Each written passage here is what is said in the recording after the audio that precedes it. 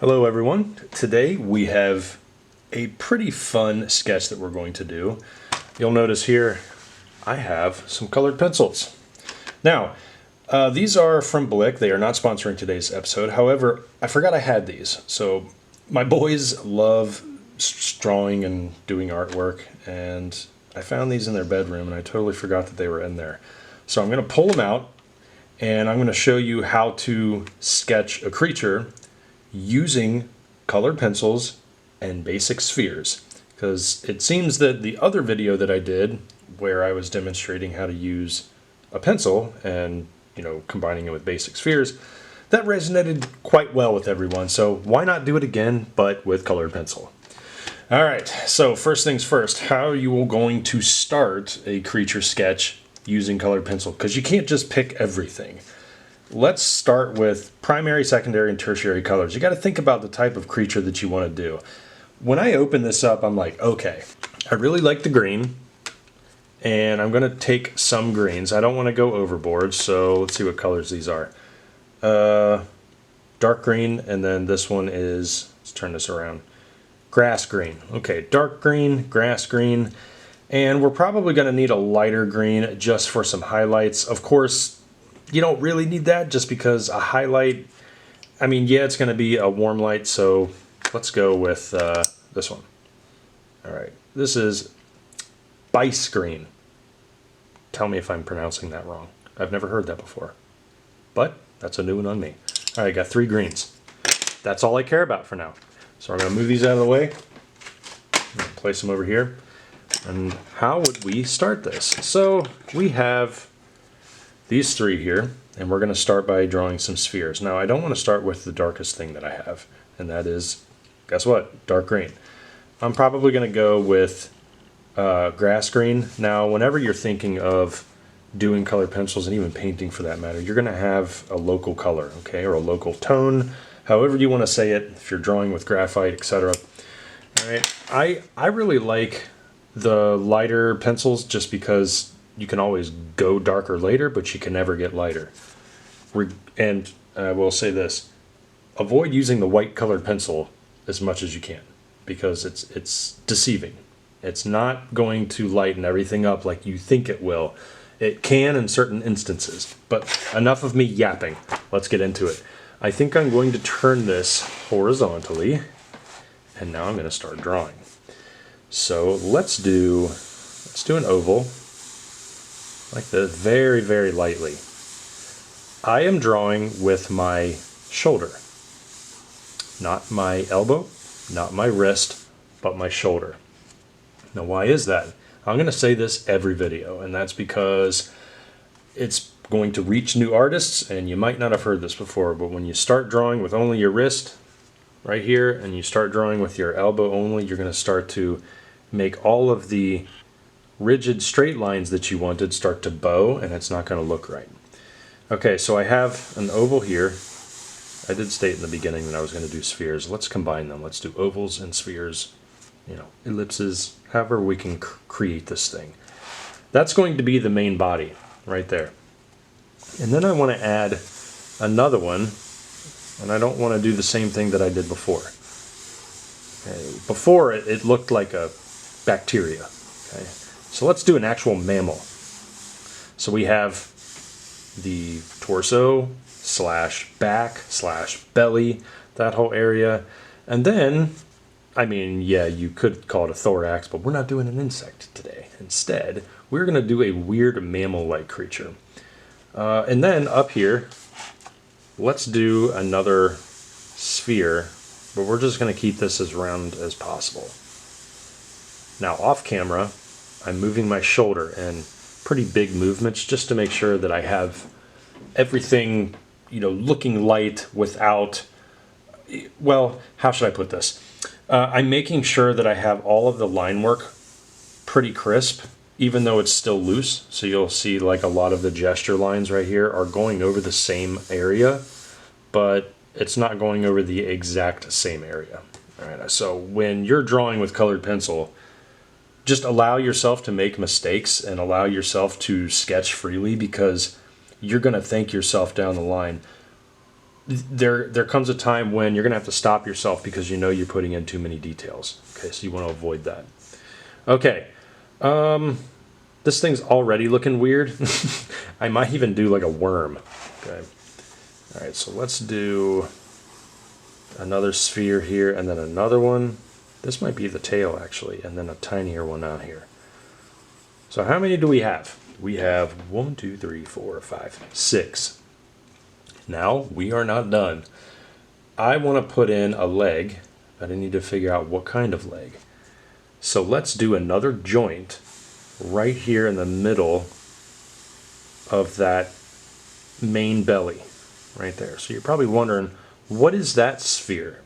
That is actually going to be the hip joint, because as I'm looking at this, I'm noticing that it probably could be some kind of cool alien bird.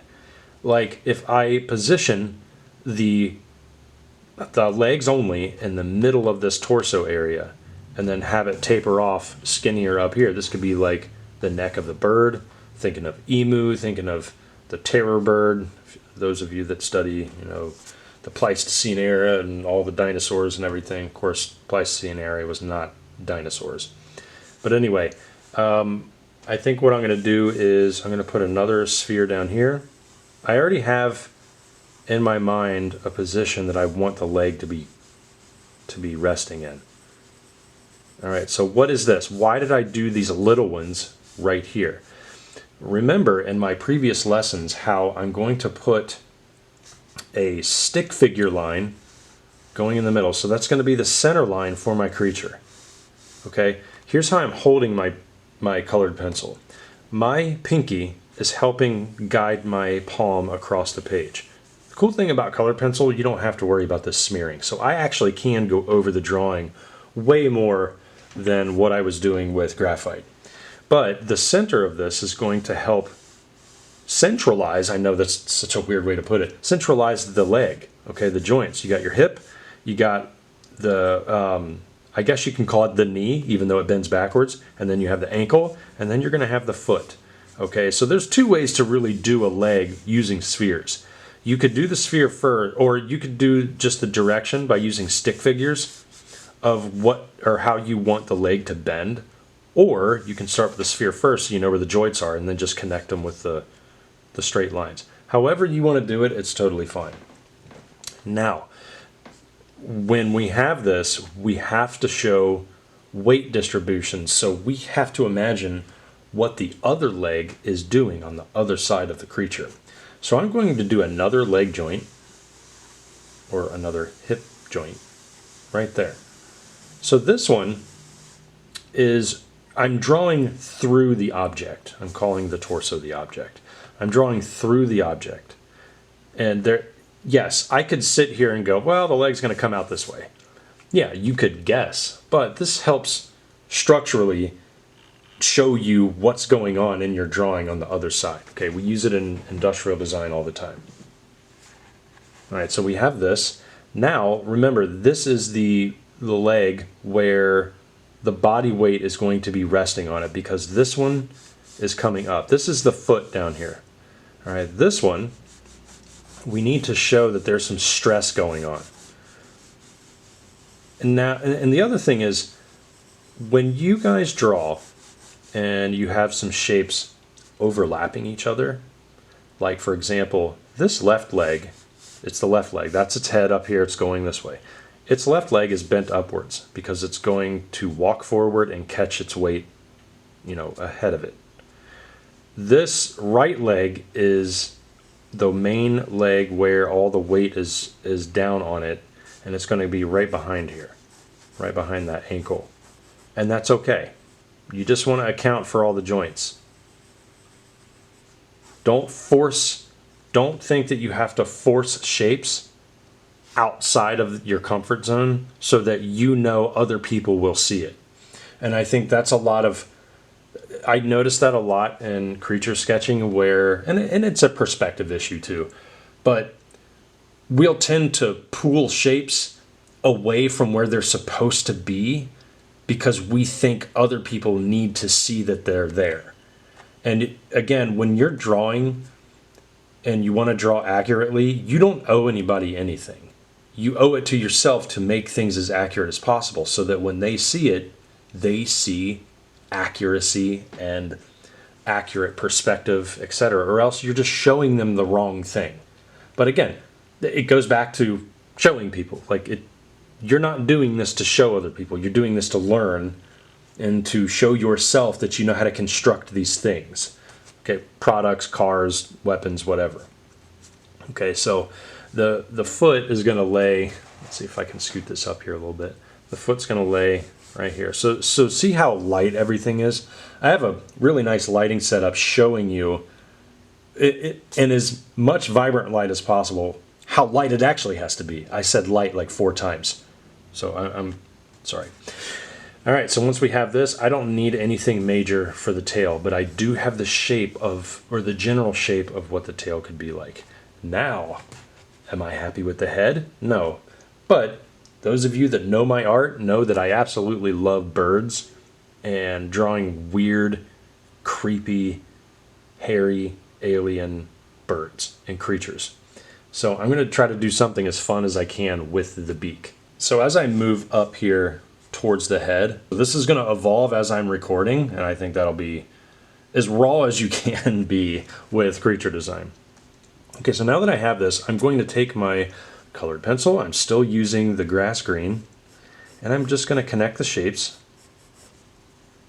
by putting like a skin layer or a muscle layer on top of everything, and it's going to be slightly darker. So notice how light I'm still treating everything. Okay, like this. Okay. And I said like this, like I'm expecting everybody to just do what I'm doing. No, that's not the point. All of these ovals and all of these spheres are going to account for something. Every single one. I'm not just putting these in because I think they should be there. I'm putting these in because they have to be there. As if I'm making like an crochet or a 3D model of this thing. Okay, so the tail, I'll move this up a little bit. I have the camera focused so it's going to hit the middle of my paper. I don't want to travel too far out from the center because I don't know how that focus is going to be. I'm not putting it on autofocus anymore because I know that's a pain for you guys to see it. All right, so let's move it up so you can see. Just very, very simple. It's almost like the tail to a lizard, but also an emu if it didn't have any feathers. Yeah, I don't know what's happening. But again, remember, this is going to be like a creepy, hairy alien bug thing, so definitely going to need to watch out for that. Everything is very light. I'm letting my pencil, my colored pencil, travel lightly, giving me some gestural sketch lines here. That it helps me think. It's like my brain on paper. Okay. I put in some thickness where muscles would exist on the leg. Okay, because these are hind legs, so they're not going to show brachialis or biceps or triceps or anything. So I got to think about this a little differently than what I would do with a quadruped. Okay, now that we have this, I'm going to darken just a little bit where the underbelly is. Okay, in my previous lessons, remember how if I just skid my pencil across and go dark to light, that really sudden jerky movement is going to allow you to get good with dark to light lines and line thickness and line weight really quickly, because that's what's going to show depth in even your cruddiest thumbnail sketches. It's the ability to go dark and the ability to go medium and the ability to go light with your pencil, and even more so in one stroke. Okay, now here okay, wait before I go to the face. I immediately had an idea for the face, but I don't want to do it yet. I got to account for the other leg. Okay, so here's the joint. This is the knee joint for the left leg. All right, and then one other thing I have to do, I'm going to put in another sphere. Okay, so this is the ankle. Down here is the joint like our wrist. Okay, so like all the carpal bones are right up here. It allows our wrist to do all kinds of crazy things. This is the ankle for the creature, and then down here we're going to stretch some toes out, and I don't want to do the typical 3-toed bird look. Okay, I want to do something completely different, so I'm going to put 4 in there. So I'm going to put 1 sphere, I'm going to make them dark enough so you can see them. 2, 3, and then I love the good old Velociraptor, the Deinonychus, you know, the Atrociraptor, whatever raptor, Utah raptor, whatever raptor you want to think of. I'm going to put a big joint in here because I'm going to put some kind of strange hook right there. So some kind of retractable claw where this thing can go hunting with. All right, and I'm going to put the finger joints in. Yeah, I'm going to just call them toes and fingers, whatever. Again, it's alien. But it's not going to be your typical raptor joint, I guess you can call it. I'm going to break it off into 2.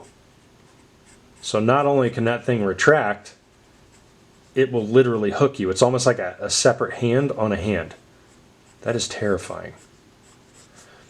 All right, so I'm going to keep it like that. And maybe these other, let's see, how many do I have here? 1, 2, 3. I have 3. So let's put these 3 smaller joints. Maybe these other toes aren't as powerful. Okay, so I'll just have to account for them bending upwards as the creature is stepping forward, just like a normal bird would do, or a mammal that has to bend its foot because that's how it walks. That's its gait. That's how it walks.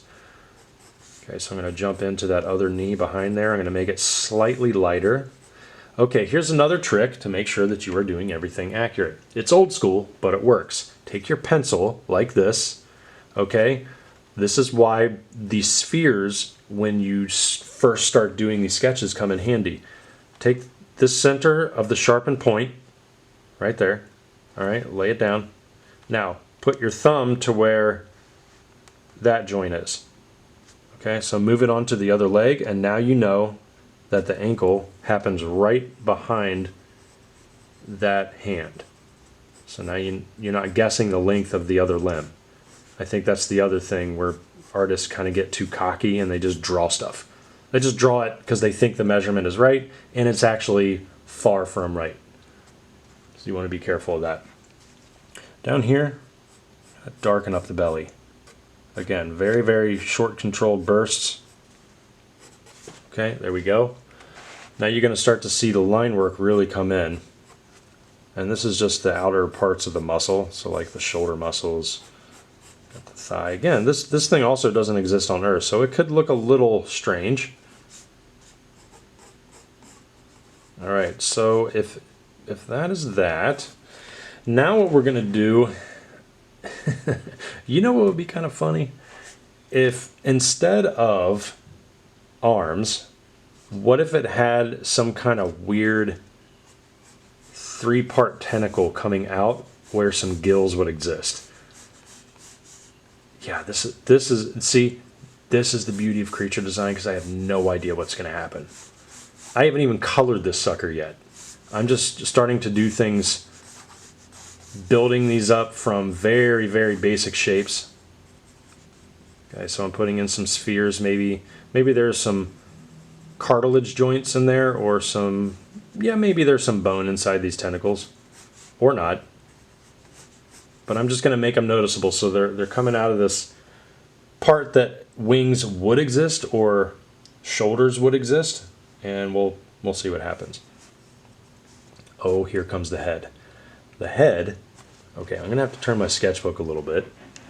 I want to make sure it's showing the right thing. And I'm going to put one eye here and one eye here. Okay, so this is probably going to look creepy.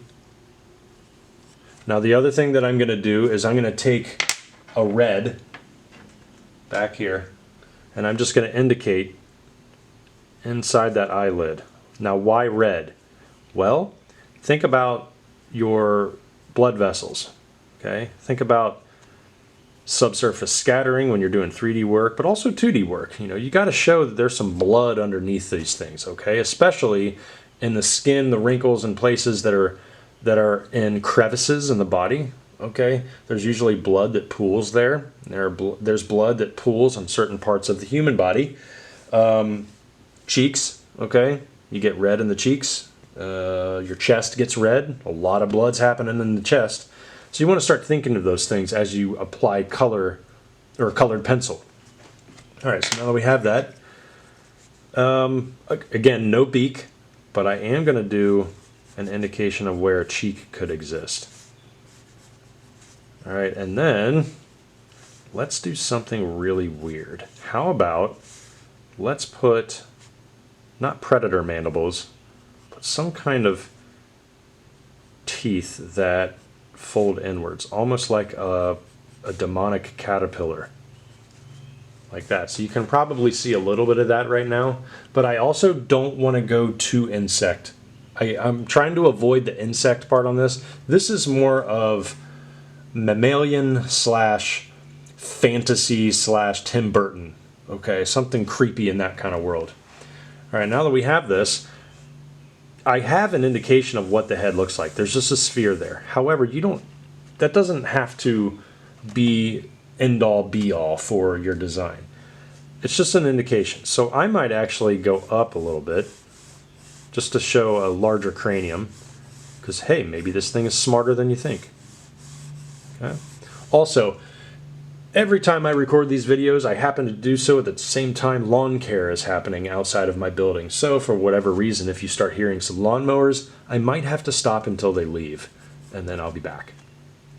Okay, now that we have this, I'm starting to think of some really cool mouth ideas, but I don't want to go crazy with it.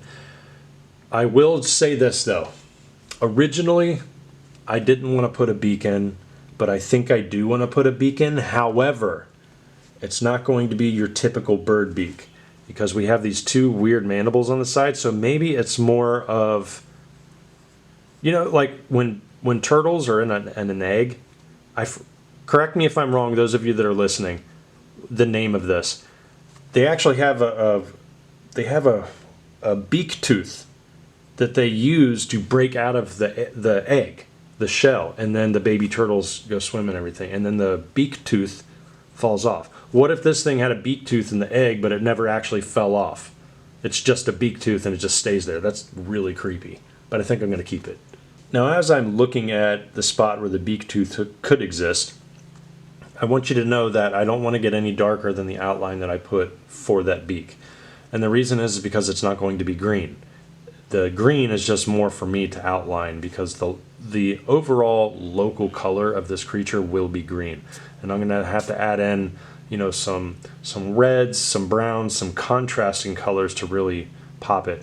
And I'm going to do so. The majority of the color I'm going to add will be in the time-lapse section, but I'm going to show you at least how to apply the basics of colored pencil after I do all the sphere work, after I put in these details.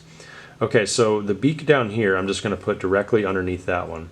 I'm going to try to keep it roughly the same shape. There we go. Okay, and then the jaw, I already have that sphere underneath it to kind of give me an indication of maybe where the throat exists.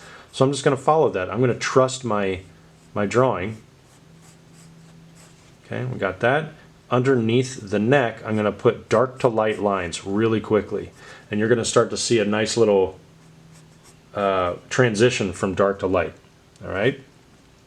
Now, one thing I do want to do is I want to make sure that I account for those crazy tentacle wings on the other side of the body. Okay, so if it comes out here, roughly on the other side, it'll come out here. And I want to put some chaos in there. Remember, I was teaching you guys in previous lessons about chaos. Anytime you have tentacles, limbs, fur, spikes, even fingers that are spread, toes, tails, you want to add some chaos because it adds mystery and it also adds action. Okay, you don't want to be stiff and boring with your creatures. Okay, so just to see where we're at, kind of looking back here. All right, so here's what I would do now. Oh, you know what we forgot? I don't want to forget this. The toes on the right foot down here. Okay, the other thing that is important to pay attention to is weight distribution once toes are spread.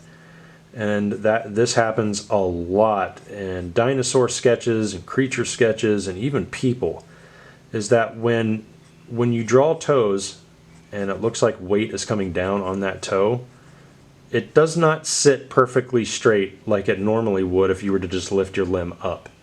Okay, because weight is being pushed down on it. Now, I probably won't be able to show this double hooked crazy raptor claw right there because it's going to be behind this main this main foot. So let's darken up the main foot.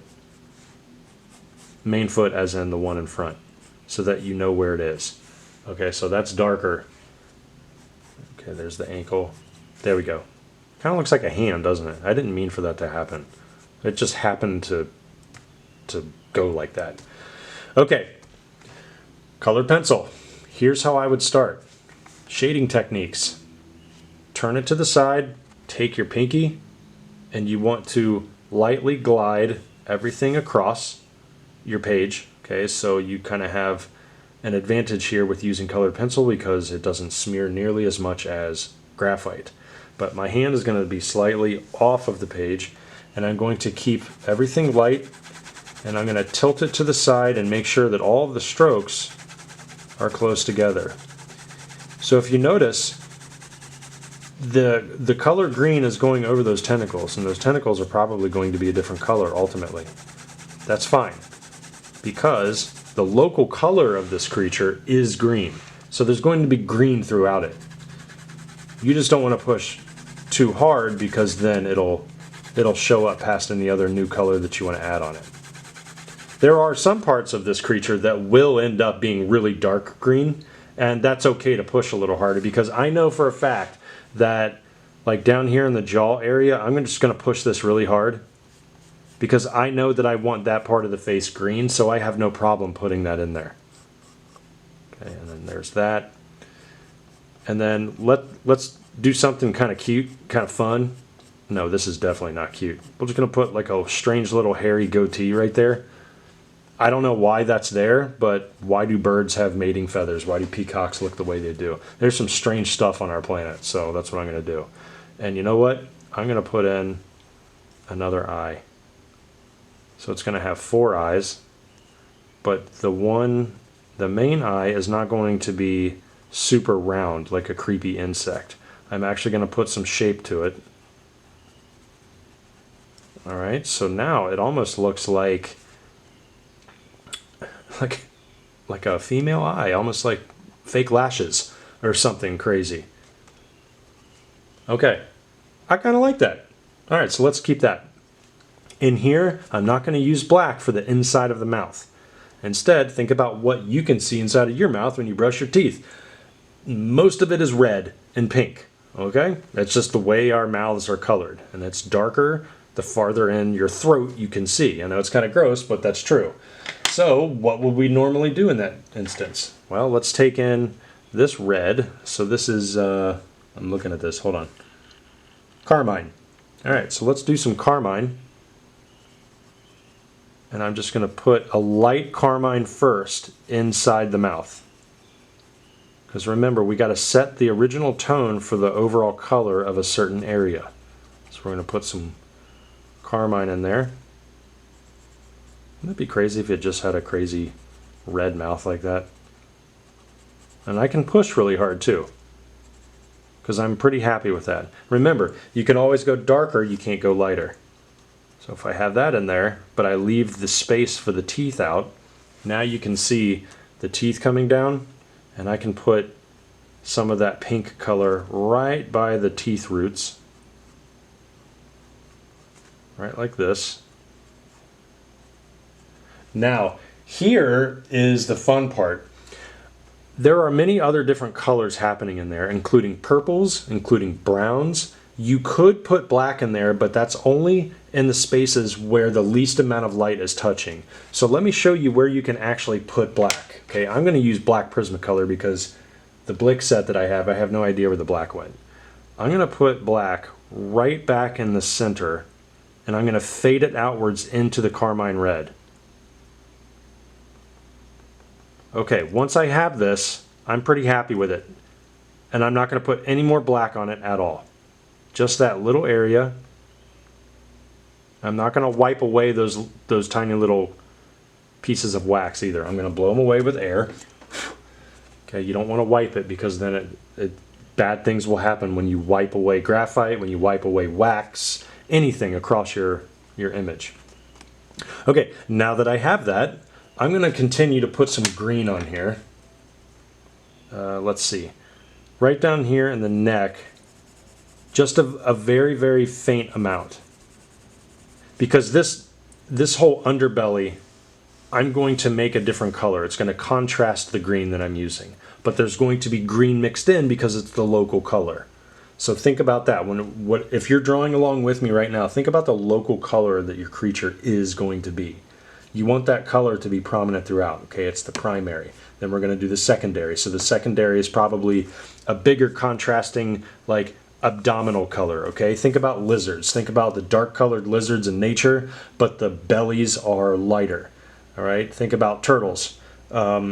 Turtle shells on the top are dark. Why is the belly lighter? It's because when it's swimming and there's predators underneath the turtle, when they look up, it blends in with the sun.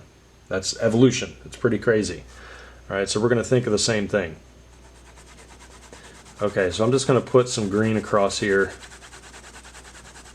I'm just sticking to one area. See how I'm going over the face and over the eyes and over the beak? That's okay. Everything is really lightly done. All right, so now that we have this, I know where some more red can exist, and that is right in that strange little joint where the tentacles are coming out. That's going to be cool. Okay, I'm thinking now that I'm seeing this creature really come into fruition, what colors could I use to contrast with the green? Okay, well, the darker green, I can use a brighter yellow. I'm looking at I can even use an orange, but I have to be careful with that. Okay, it has to be a specific tone of orange. But with the eyes, I think what I'm going to do is put some gray in there. Now, why gray? I'm going to put some gray in because it's going to be unexpected and rather alien, but also corneas on this creature probably aren't pure white. All right, so I'm going to take the red again, and I'm going to put in some darker red right in the corners. Oops, did you see what I just did? That was totally a mistake. I didn't mean to do that. The red came down past the caruncula. That's the little caruncula part right in there. So why not just make it creepy like that? I'm going to do that. And then what I'm going to do is I'm going to put some red behind here. Right, like that. So now this strange looking eye is really starting to come up. And yeah, I'm pretty happy with it. I'm going to go back to my original green. My, what's it called? Grass green. Okay, I'm going to start dark. And I'm going to go to light. And it's going to be a nice smooth transition across that cheek area. And I'm going to do the same thing over here where the dark green is. And I'm going to go up towards the eye. It's all about layering, folks.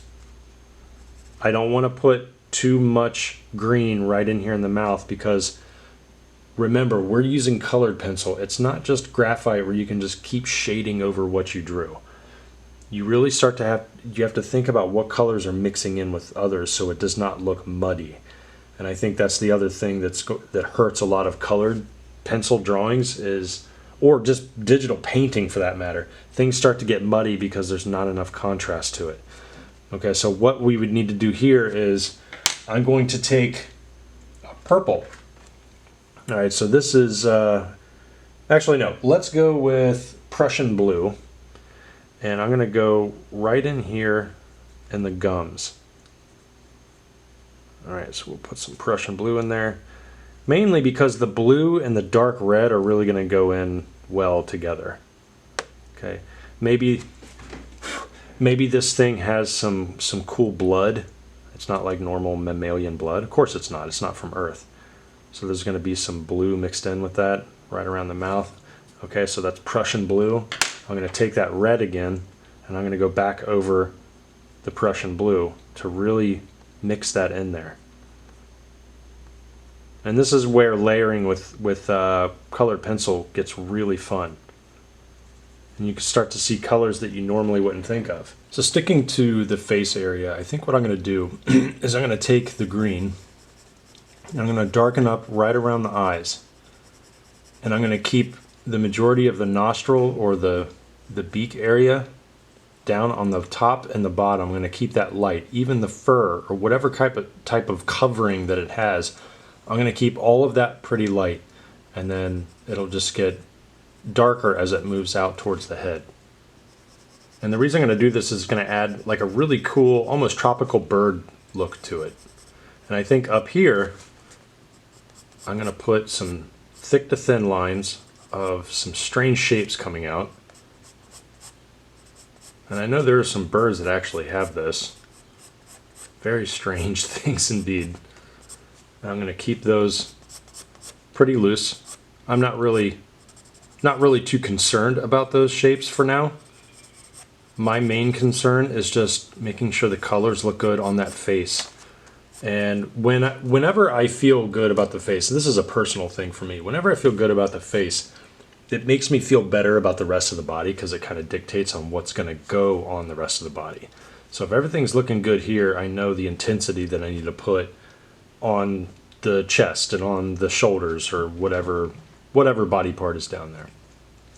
And you're going to see here in just a few moments color being added in time-lapse, where I'm going to spend a significantly bigger amount of time on these areas, and you're going to start to see things really come to fruition here. So if you're drawing along with me and you've made it this far and you've built some really cool things out of spheres, I don't know what you're drawing, but please join the Discord. Go into the description, you can see the links to our Discord. And people are joining every single day, and people are putting in their artwork and their personal work. It's just really, really cool to see what everybody is working on. There are school projects in there, personal projects, even some really well-known professionals are in there just putting in their work, showing everybody the ropes, and it's a lot of fun. And I'm just putting in a nice little foundation here of a darker upper body, even a darker upper neck too, because the neck is back here. This would be the shoulder area. All right, so we're just gonna do the same thing with the tail here. All right, so this is pretty much the same technique I use for my graphite whenever I want a really nice smooth area. I do a minimum of 3 different directions. Notice how I did not care if I went outside of the lines. This isn't a coloring book. We're sketching, okay? And we need to embrace the fact that not everything is going to be perfect, and that's going to allow our brains to really free everything up. Okay, without further ado, let's get in some time lapse, and I hope you have fun watching it. And let's get to it.